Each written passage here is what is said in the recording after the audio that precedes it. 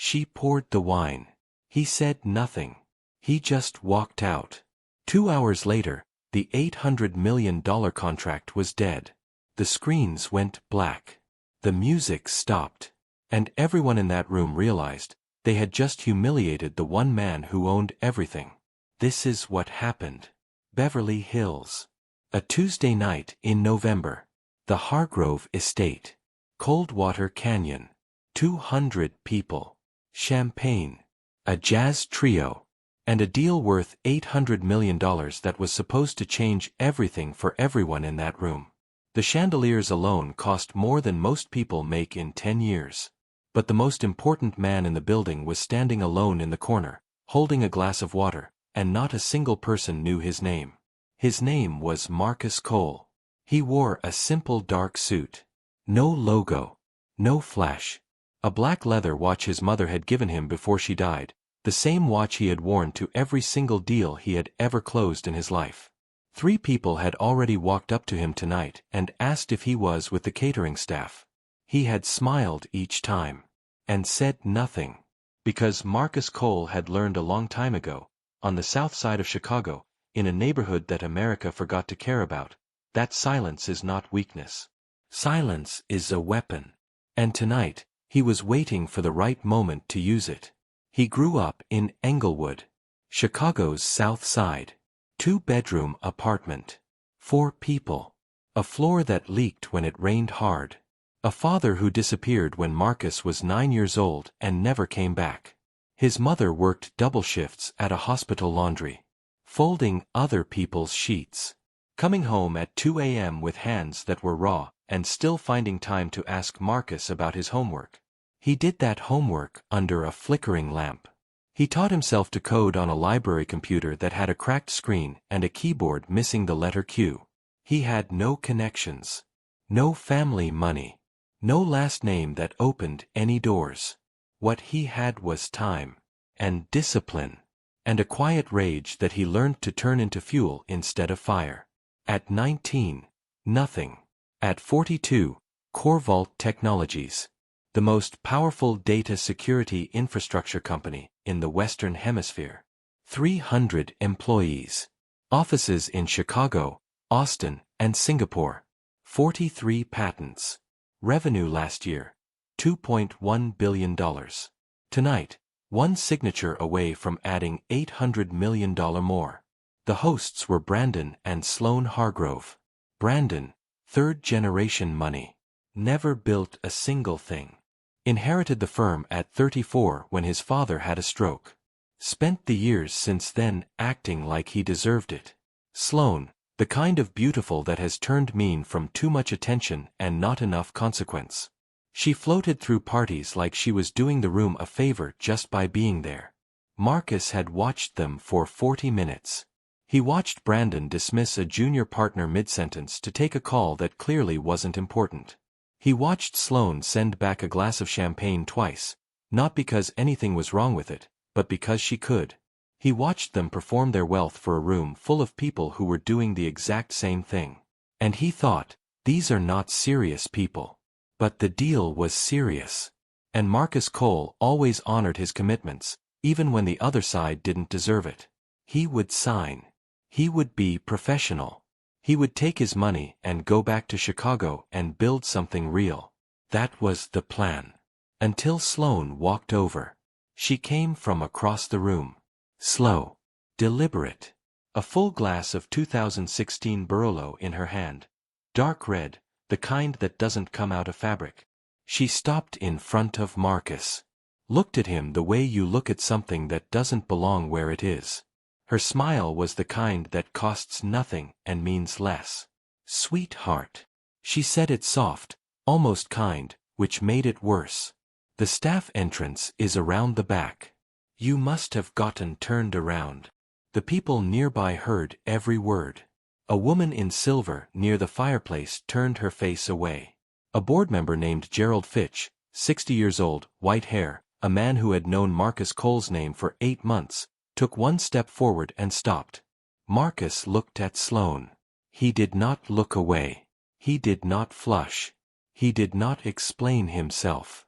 He said, quietly, The way you say something you don't need anyone else to hear. I'm exactly where I'm supposed to be. That should have been the end of it. But Brandon had been watching from 12 feet away. And Brandon Hargrove was the kind of man who mistakes cruelty for confidence. He crossed the room, took the wine glass from Sloane's hand without asking, looked at Marcus with the eyes of someone who has never once in his life feared a consequence. He raised the glass, and he poured it, slow, all the way down. Dark red wine soaked through Marcus's shirt, through his jacket, dripped from the edge of his sleeve onto the marble floor. The room went electric. Gasps. Phones came up. Someone near the door said, "Oh my God," in a voice that was half horror and half theater. Brandon set the empty glass down on a nearby table. Smiled. "Now you really look like you belong in the back." Laughter from the bar. Nervous. Ugly. Sloane put one hand to her mouth. Not in horror. In satisfaction. 200 people watched what happened next. Marcus Cole looked down at his shirt. At his mother's watch, the leather strap dark now with wine. He was still for a long moment. Long enough that the laughter stopped. Long enough that Brandon's smile started to shake at the edges. Long enough that the room got very uncomfortable. Then Marcus reached into his jacket pocket. Removed a white pocket square. Pressed it once, slowly, against the wine on his chest. Folded it neatly. Put it back. Picked up his water glass. Set it down. And walked toward the exit. Not fast. Not angry. Just done. The walk of a man who has already decided. Who needs nothing from this room. Who is not leaving because he lost, but because he has somewhere more important to be. Gerald Fitch watched him go. His face was unreadable. But his hand, at his side, had closed into a fist. The corridor outside was cold and empty. White walls. Quiet. The muffled sound of a party that did not yet know what it had just done. Marcus stopped. Took his phone from his pocket. One number. One ring. Marcus. Patricia Odom, his chief legal officer, picked up immediately. She was 2 miles away in a hotel room. She had been ready for 3 hours. Marcus said 3 words. "Pull the contract." "Pulling it now," Patricia said. "Done." He hung up. Stood there one moment, eyes closed, one hand flat against the cold wall. Then he straightened his jacket over the wine-stained shirt. And walked to his car. Inside the main hall, the signing was scheduled to begin in 6 minutes. The screens displayed both logos, Corvault Technologies and Hargrove Capital, rotating slowly in gold and white. The MC was at the microphone checking his notes. Waiters moved through the crowd with final glasses of champagne. Brandon Hargrove stood near the stage accepting handshakes. Then the screens flickered. The Corvault logo disappeared. Replaced by 3 words in plain text. Contract suspended. Pending review. The MC's phone buzzed. He looked at it. His face went white. He stepped to the microphone. The room quieted. "Ladies and gentlemen." He stopped. Cleared his throat. Started again. "I have just been informed that the contract between Corvault Technologies and Hargrove Capital has been suspended. Effective. Immediately." Silence. 200 people. Not a single sound. Then, everything at once. Voices overlapping. Chairs moving. Phones appearing in every hand. 2 investors near the terrace were already on calls. A woman near the bar said, "What does that mean? What does that mean?" And nobody answered her. Brandon Hargrove pushed through the crowd to the MC. His face, the color of old paper. Suspended by who? His voice was too loud. Everyone heard it. Who suspended it? The MC looked at his phone one more time. Swallowed. "By the lead investor, sir." He paused. "By Mr. Marcus Cole, CEO and majority owner of Corvault Technologies." The name moved through the room like a current. And then, a phone appeared near the terrace doors. A screen facing the crowd. A video. 15 seconds. Shot from across the room by a guest who had been recording without thinking. Brandon Hargrove. A wine glass raised. A man in a dark suit standing still. The pour. The silence. The walkout.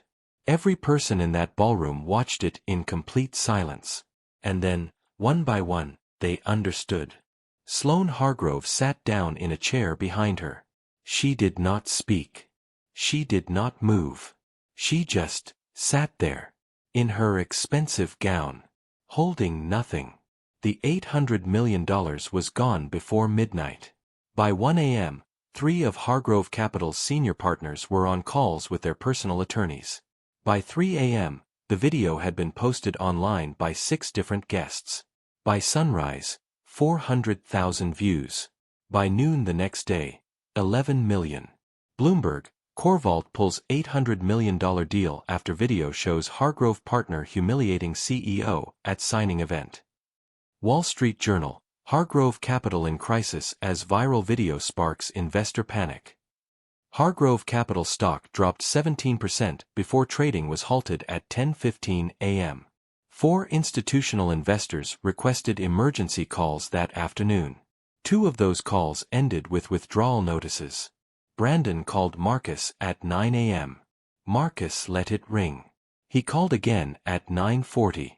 Marcus was eating breakfast in his hotel suite, reading through notes on a Singapore firm that had been asking about a partnership for 2 years. He let it ring. At 11:30, Sloane called. Marcus answered. Her voice had nothing left in it. The silk was gone. The performance was gone. Just a person on the other end of a phone, scared. Mr. Cole, please. We need to see you. In person. A pause. We didn't know who you were. If we had known. Marcus was quiet for one moment. Then he said, "That is the only thing I want you to sit with." She waited. Not what you would have done differently if you'd known. But why? It should have mattered either way. Silence. 7 o'clock, Marcus said. The lobby of the Waldorf. 20 minutes. Come ready to listen. They came at 6:58. Brandon in a dark coat, still performing, even now, even here. Sloane with no jewelry tonight, as if removing the diamonds would communicate remorse. Marcus was already seated in a private room off the lobby when they arrived. He did not stand. He let them sit. He let the silence do what it does, remove everything that isn't real. Brandon leaned forward. Marcus, I cannot begin to tell you how. Then don't, Marcus said. Brandon stopped. I didn't come here for an apology. Marcus's voice was low and even. Apologies are for people who need something from the person they're apologizing to. I don't need anything from you. He looked at them both. Sloane's eyes were wet. Brandon's jaw was working like he was trying to find a language he didn't speak. The contract is finished, Marcus said. That's not a position. That's a fact. There is no version of this conversation where it comes back. Sloane said, barely. Is there anything at all? No. The word was not harsh. It was simply final.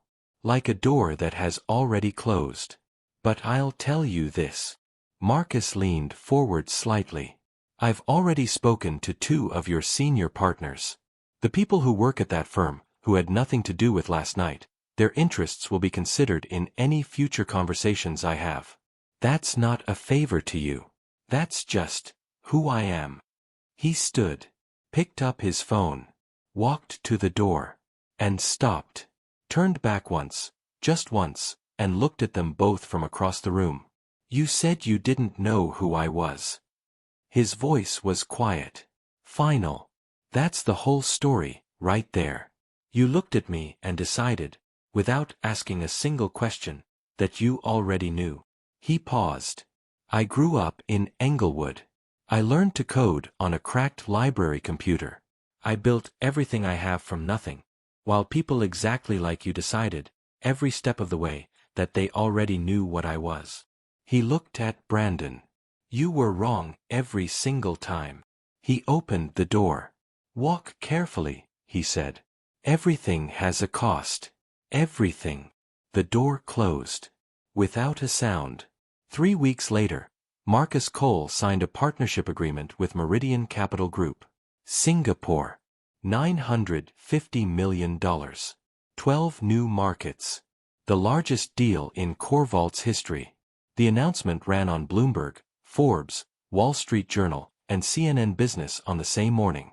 The photograph that ran with every story. Marcus Cole. Standing in front of CoreVault's Chicago headquarters, built on the same block where the library used to be. The library where he had learned everything. Dark suit. Black leather watch. He was not smiling in the photograph. He didn't need to. Moral of the story. There is a specific kind of blindness that money buys. It is the blindness that looks at a man and, in the half-second before he speaks, decides it already knows. Decides from the suit. From the face. From the neighborhood his voice carries without him knowing it. It pours wine. It laughs near the bar. It points toward the back entrance. It does all of this without thinking, because it has never had to think.